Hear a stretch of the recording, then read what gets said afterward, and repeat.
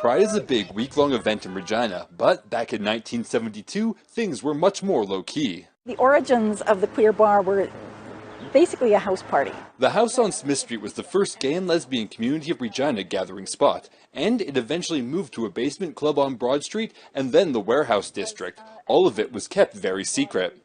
It was the only place that they could go to be themselves. They had to hide and not let people know either their sexual orientation or gender identity.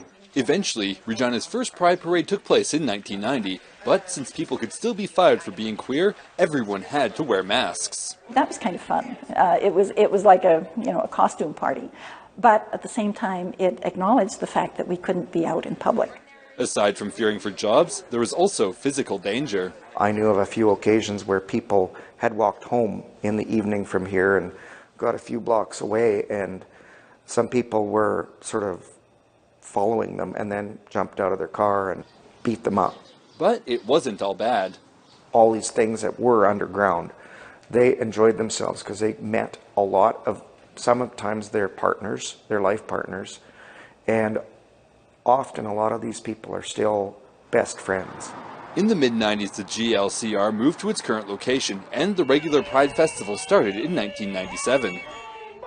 At that time, there was always the question of how to fund the thing, because we wanted to keep most of the events free. At this point, it was funded through sponsorships by small businesses, many with LGBTQ owners. The Pride Committee got burned out in 2005 and cancelled Pride.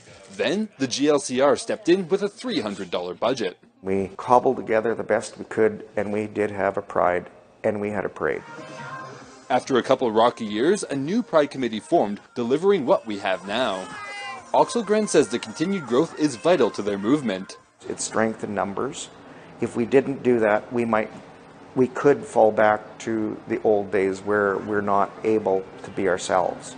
David Baxter, Global News.